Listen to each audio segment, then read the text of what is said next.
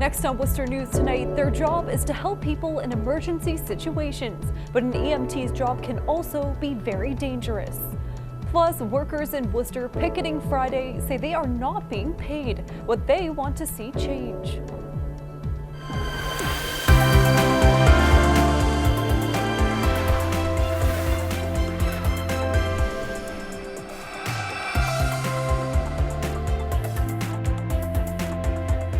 Good evening and thank you for joining us. I'm Brittany Schaeffer. Mostly clear skies across central Massachusetts today. It was a nice day to spend outside, but the humidity was high. For a look ahead at the weekend, let's get a first look at our local forecast. Hey there, good evening and happy Friday to you. We did pick up a lot of rain from this morning. Milford, Northborough, across Worcester County, we had over 1 inch of rain accumulation, and specifically at Worcester Airport picked up 0.86 inches of rainfall. Now across Haverhill, we had over 3 inches of rain. Across Plymouth, Massachusetts, though, we had 5.7 inches of rain, and a lot of areas around Plymouth County had some flash flooding. So all that heavy rain is long gone. We still have a couple leftover showers, but those showers from earlier today continue to taper off, and this evening we're drying out. Partly cloudy skies becoming mostly clear overnight tonight, with warm temperatures overnight as well, but lowering humidity as we go through the weekend. And a gorgeous weekend, by the way. Quiet to start next week. In our 10-day forecast, I am tracking a 90-degree high temperature, maybe the first one of the season. I'll show you that in just a few minutes. Thank you, Pamela. For the second time this week, a person is charged with attacking an EMT in Boston. Now paramedics in Worcester are discussing the precautions they take to help keep each other safe. Our Olivia Lemon joins us live now with more on the dangers of the job. Olivia? Brittany, UMass Memorial EMS say they understand the risks of the jobs. Dispatchers are asking 911 callers specific questions so they know what type of situation they're responding to. Sometimes they'll even wait for police to arrive on scene. The day after a Boston EMT is stabbed and seriously injured, another attack. This time, a woman punched an EMS supervisor. And our hearts go out to them. We've all been there. We've all been in situations similar, not nearly as dramatic or tragic as what happened to them.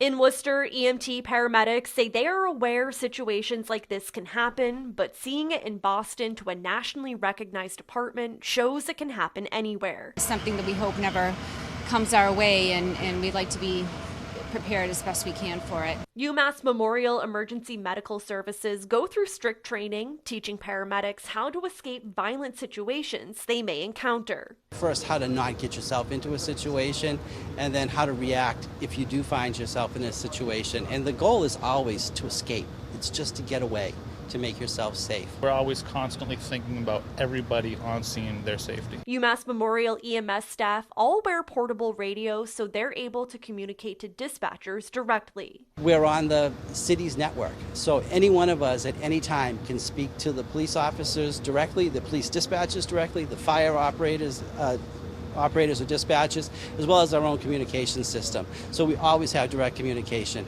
back to someone that can send more resources. Deputy Chief Michael Hunter says while they are prepared for almost anything, their goal is to help people in a difficult time. We accept the fact that if we're there with you, you're probably already having a bad day, and we really just want to make it better for you. And the two suspects in the Boston cases are facing several charges. Meanwhile, some lawmakers are making it a felony to attack healthcare workers in Massachusetts.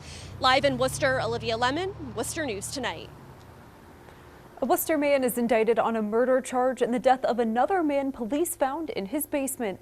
Thomas Garon Jr. is now facing multiple charges, including murder and misleading investigators. The cause of death of 68 Marcelino Musis was determined to be blunt force trauma to the head and torso. According to the Worcester County District Attorney, Garon will be arraigned in Worcester Superior Court at a later date.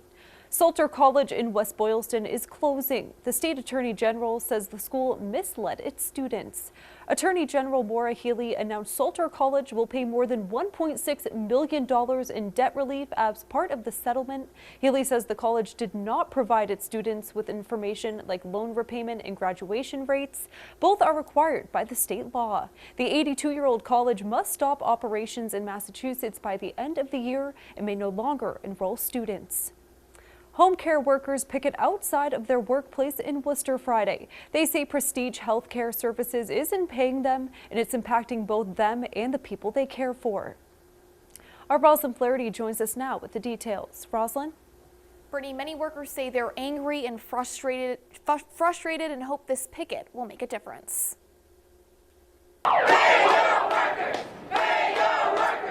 Dozens of home care workers picket outside of Prestige Healthcare Services in Worcester. They claim they are not getting paid and are receiving bounced checks. People live paycheck to paycheck. We can't afford to wait another week to pay our bills. Home health aide Jennifer Verhes is one of those workers. She's been with the company for about a year and says she's on the verge of losing her apartment. Mad, frustrated that I can't provide for my child. Prestige provides services for seniors, people with disabilities, and others who require in-home health needs. The workers say the company filed for corporate bankruptcy earlier this year, but say the president is making more money than he did in recent years. City councilors and state representatives joined picketing workers. City Councilor Christian King says the situation is unacceptable. That's stealing. You're not paying wages for work that's already been rendered. Workers say it also puts the people they care for at risk. Verhes says she hopes this will get the company's attention. If not, she says she has to leave. I'm helping their clients. Therefore, I need, my paycheck. We reached out to Prestige for comment, but have not heard back. Roslyn Flaherty, Worcester News Tonight. The American Civil Liberties Union of Massachusetts is responding to President Trump's nationwide threat of ICE raids, saying he is intentionally creating fear and chaos. The nonprofit organization maintains its mission to defend and preserve the individual rights of every person in the country. In a statement, the ACLU says, "Here in Massachusetts, we must act urgently to ensure that our state's resources and local law enforcement are not used to facilitate deportations and fuel family separation." A Candle Light Vigil will be held in Worcester tonight to protest inhumane conditions faced by refugees at detention camps. The vigil is part of a nationwide movement. Lights for Liberty, Worcester is joining more than 500 cities across the U.S. holding events. Organizers say the detention camps' migrant families are in after crossing the borders and are unsanitary and unhealthy, and it's time to take a stand. It's a peaceful protest. It's a way of showing solidarity to what's going on, that we don't approve of what's going on. Things need to change. The vigil will start at 8 p.m. at 661 Main Street in the city. New tonight, a Totten man who says he was wrongly convicted of murder is now out of jail for the first time in nearly 4 decades. Gary Cifazari was convicted of killing his great-aunt back in 1984, but now new DNA evidence is casting doubt on his guilt. Alicia Palumbo is in Worcester with the latest on this case. A free man for the first time in 35 years. 62-year-old Gary Cifazari walking out of court seemingly still in shock that he's no longer in prison. Keep going. Great. It's an incredible moment, but it takes a minute for it to sink in. Cifazari of Totten was just 27 when he was convicted of first-degree murder in the violent death of his 75-year-old great-aunt in Milford back in 1979. The New England Innocence Project joined Ropes & Gray law firm in getting new DNA testing done on the evidence in this case, which earlier this year came back with DNA from another convicted felon who has since died, Michael Giroux. It has taken 35 years, but today we finally see some justice. Now with a cousin in court to support him, Cifazari heard the words he had been longing to hear for nearly 4 decades. And it is ordered he shall be released on his personal recognizance. The case is not over, but this is the first step. And as Cifazari takes those first steps of freedom, his legal team is working to make sure he is fully exonerated and remains free permanently. He is thrilled at the opportunity that has been given to him by the judge today. This case really shows, I think, both the worst and the very best of our criminal justice system. Cifazari is now headed to Boston, where he will be in transitional care with a GPS monitoring bracelet and a curfew. The DA's office has until October 18th to decide whether they want to retry this case. At Worcester Superior Court, Alicia Palumbo, Worcester News Tonight. A new app designed by Becker College students aims to teach younger children to make the right decisions when it comes to drugs. The college is partnering with the Worcester County District Attorney's Office. They say it's important to think of new ways to get ahead of the opioid crisis. Our Gretchen LaRosa is live outside of Becker College with more. Gretchen?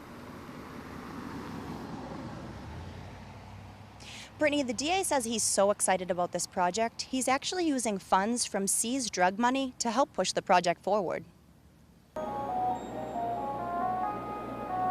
A new app created by students at Becker College is designed to fight back against the opioid epidemic.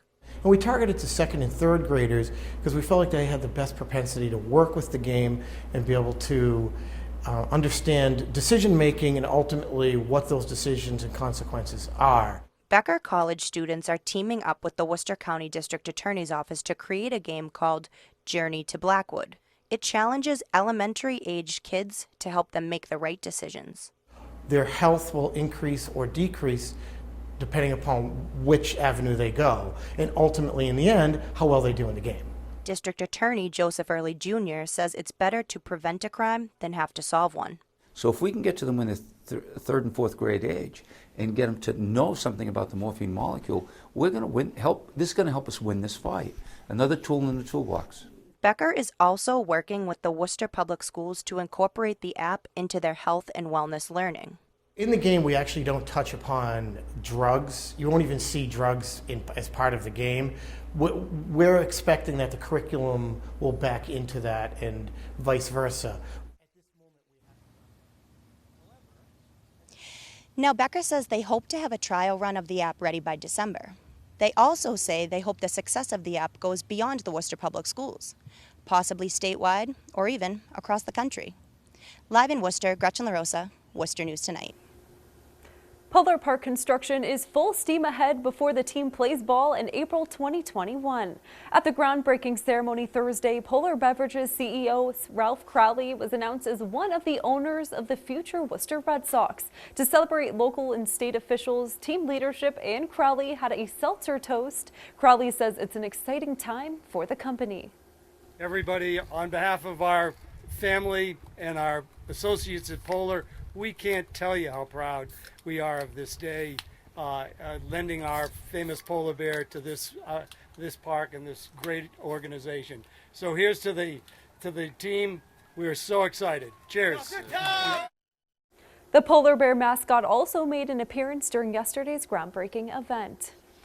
Coming up next, we'll get a full check of our local forecast. Plus, more from